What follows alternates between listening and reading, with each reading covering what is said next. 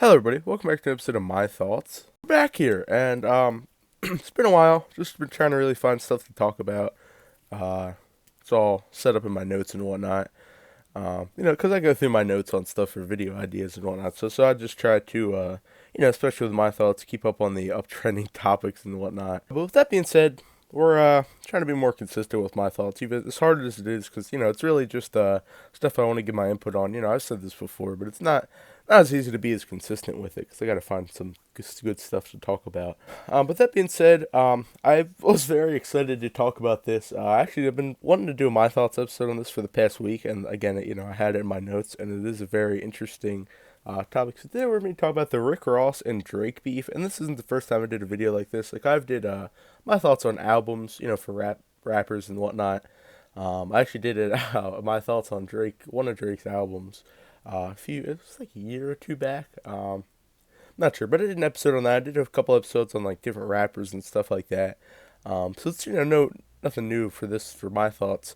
But there is a very big beef going on, particularly between Drake and Rick Ross, and I'm going to be going over it, talking about it, and giving my thoughts on it because I am a big fan of Drake and Rick Ross. I've been listening to them for quite a few years now. But there's a little bit more to it. Actually, it's more than just the Rick Ross and Drake beef. There's a few things going on. There's Drake, there's Kendrick Lamar, then there's this whole entire then Future and Metro Boomin dropped an album just a few weeks ago, and then that's where Kendrick Lamar actually dissed Drake and a few other people. So it's just a giant beef, and it all boils down to why Rick Ross dissed Drake, and then Drake dissed Rick Ross first and all that, and we're just going to be getting into all that. So it's a little bit more of that, and there's a little bit more reasoning behind it, and it's, rap disses in general can be really confusing because one person said this a few years ago or whatever.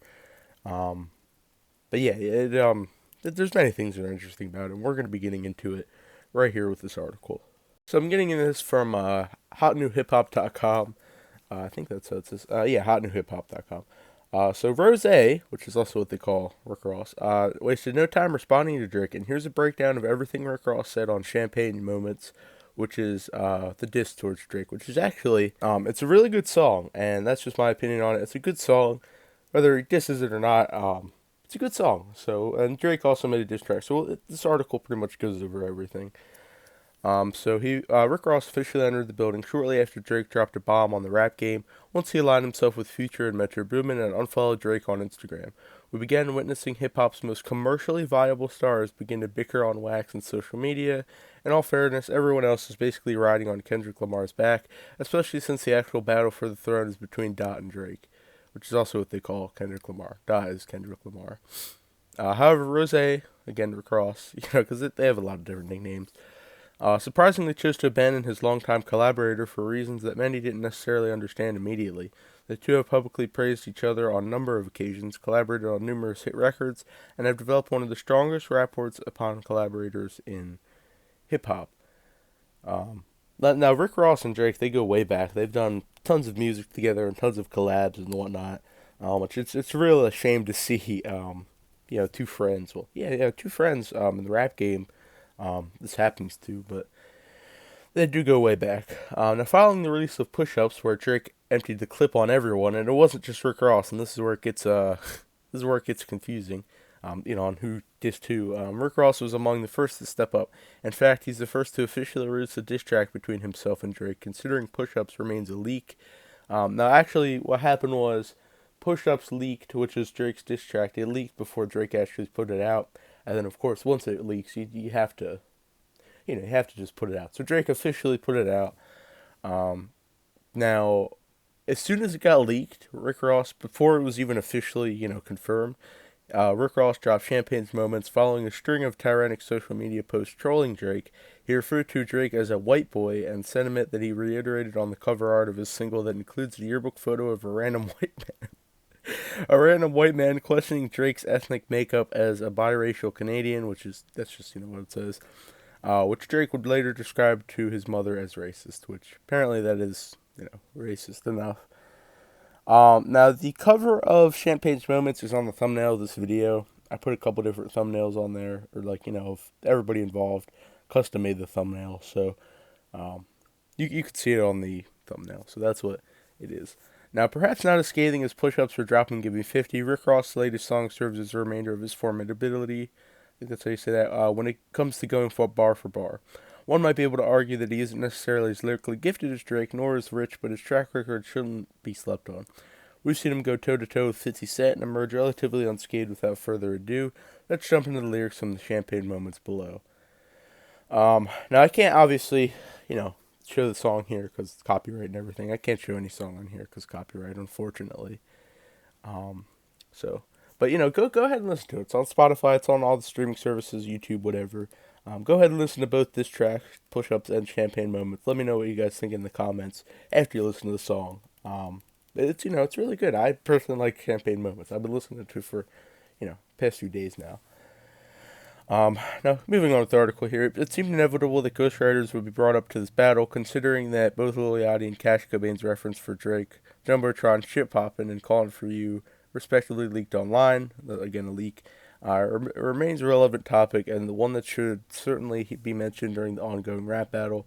Within a few bars, Rick Ross raps, ghostwriters, they get floss what you could have had, record label taking a loss, are you in your bag, which is also, that's just what he said.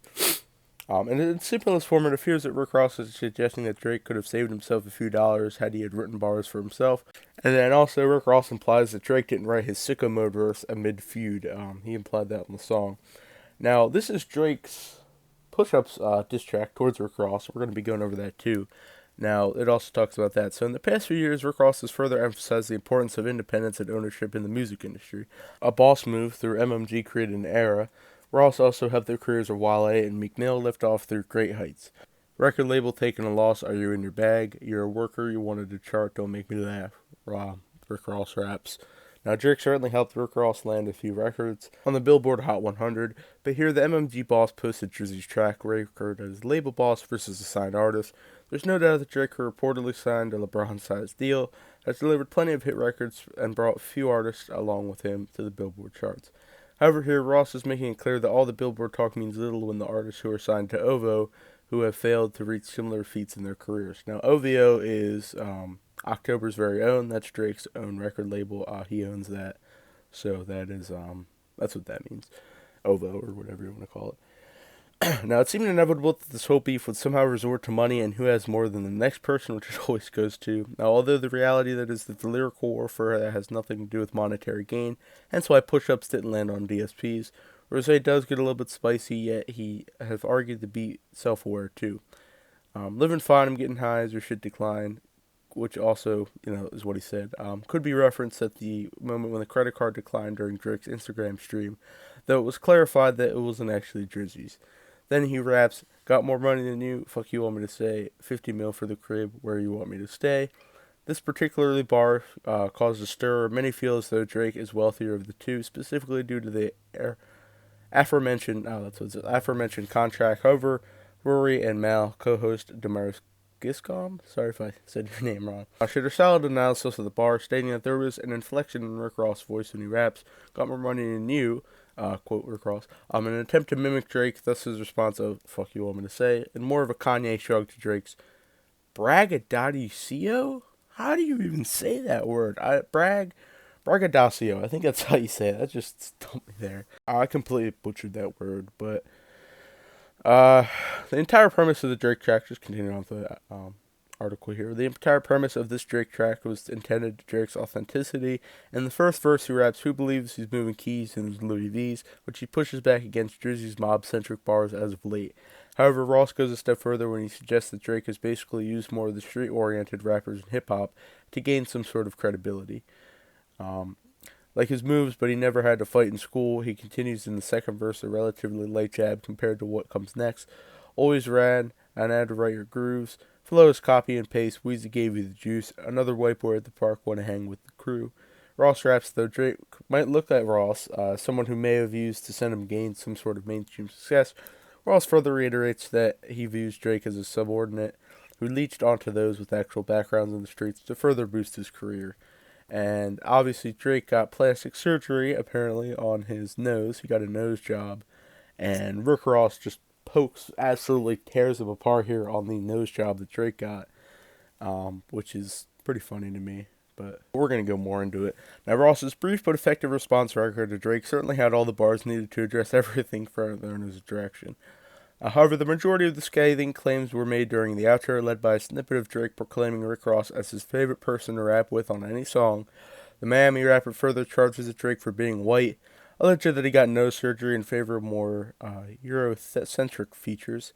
Moreover, Ross also resurfaced the claim that Drake had plastic surgery to have a six-pack, and, quote, "Yeah, you had that surgery, that six-pack gone. That's why you're wearing that funny shit at your show. You can't hide it," he says. That's what Rick Ross said. It's just funny when you do it that way. Shortly after the release of We Don't Trust You by Future and Metro Boomin, which I actually might make my thoughts on that, just the album itself, not about disses or anything, which featured an appearance from Ross on Everyday Hustle, which is actually a really good song. Ross unfollowed Drake, leading to speculation of their fallout. However, it turned out that Drake suddenly fired back at Ross, inviting his ex, Christina Mackley, to his recent concert. "Let you DM a hoe, but you got bitches you can't," Rich Ross raps. Just another thing. Again, the outro of Champagne Moments provides more insight into Rick Ross's issues with Drake than anything else on the record. The Hustlin' MC states that reason Drake got hit with the unfollow is because the Canadian rapper allegedly sent a cease and desist to French Montana. Which is what he says, ahead of the release of Mac and Cheese 5, which is French Montana's newer album, to prevent the release of Splash Brothers, which is, again, French Montana song. Final version of the song, Rick Ross and Lil Wayne, sent the police, "Hating on my dog project, that wasn't the same white boy as I seen when we were making them early records," Rick Ross says. As the two continue to trade shots online, we'll have to see how this plays out. Does it escalate, or will the two make up? We'll keep you posted on any more developments surrounding the ongoing Drake and Rick Ross saga. That was pretty much the end of the article here. Now I'm going to go a little bit more into what Kendrick Lamar did, and who all Drake is beefing with. So, the beef primarily between Drake and Kendrick Lamar has grown to include a seemingly endless stream of other rappers. In some cases, the reigniting years of old feuds, roping in artists like Rick Ross, The Weeknd, J. Cole, and the most recently Kanye West, who took shots at Drake in a remix to Lamar's Like That, which is also, it's technically a feature of Metro Boomin's that Kendrick Lamar just was featured on. Now, in this feature, he said, "The big three within the rap genre, people have argued to death to decide who the greatest of all time is. The consensus is that Kendrick Lamar, Drake, and J. Cole are the top three rappers to be considered for this title." And I broke down the argument they could be. That's just one of the articles I found online. But in the song, Kendrick Lamar said, "Fuck the big three, it is just me." Said that's what Kendrick Lamar said. So it's just him. That was one of the disses. And now Kendrick Lamar and Drake's beef, it goes far back. 10 years of complicated history. But Kendrick Lamar is just someone else Drake is beefing with. He also is beefing with J. Cole. And J. Cole dropped a diss track towards Kendrick Lamar, primarily Kendrick Lamar, then Drake started beefing with him. But it's called 7 Minute Drill, and actually, funnily enough, so that was 7 Minute Drill was J. Cole's diss towards Kendrick Lamar. And he also dropped a surprise album called Might Delete Later. And actually, so everybody clowns on J. Cole, and this is why I think now he's kind of irrelevant towards the whole fact. J. Cole dropped the diss track towards Kendrick Lamar, then he deleted it, and I think he apologized too, which is kind of goofy in my opinion. Like, you're going to diss someone, you're going to make it, you're going to diss someone and not apologize for it. But that's just funny to me, and that's just the J. Cole drama. He's not really a huge part in the diss. I mean, he did just Kendrick Lamar, but especially since he did that, I don't have too much to say on J. Cole. I really wanted to make this video primarily about Rick Ross and Drake, because that was, like I said, my two favorite rappers, and that is one of the bigger feuds that are going on amongst others. Now, Drake also did throw a little bit of a slide diss at Future and Metro Boomin in his song Push-Ups. Now we're going to get down to my thoughts on it. Honestly, the whole entire thing is very interesting because it's very exciting, because it is some of the biggest rappers here. Like, it's not like some little rappers. Like, there are very big rappers here in the rap game, so to see all them kind of beefing, it's very interesting. It's generational, if I had to say. And then there's many things that are interesting about it, but I personally, Push-Ups isn't one of my, it's not the best diss track, and Champagne Moments is honestly, regardless of what the diss track is, it's a very good song, and I think it throws a lot of good shots. I think Push-Ups is very high-tempered and kind of angry, because Drake actually does a lot of good stuff on there. But in terms of the actual music, it's not 100% the best on both sides. But I personally really enjoy Champagne Moments. It's a very good song. It's very interesting to see how this entire beef is going to play out. And it all started from, We Don't Trust You. That's, Future and Metro Boomin's album.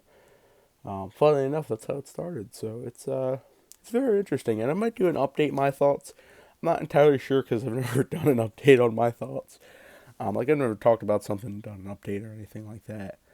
But I'll have to see. I might do an update if anything else happens. And as far as the We Don't Trust You album, I was gonna play. I was planning to make my thoughts on that. So that's probably gonna come in the next few weeks. And they also made another album, We Still Don't Trust You. So we're gonna be getting into the future Metro Boomin's album, just the album, the album in general, because I did want to make my thoughts on that, because they are Future particularly is my, one of my favorite artists. So I might make another rap rap album review, my thoughts, whatever you want to call it. But it's very, very interesting. So go ahead and make sure to listen to both the songs and all the disses and whatnot. And let me know down in the comments what you guys think. Who do you support? Who do you think is right? Whatever it may be. What do you think is the best? Who had the best diss? But yeah, that being said, make sure to subscribe for more content, like avail, all good stuff. Discord, Twitch, Instagram, link in the description. And I will see you guys in the next video.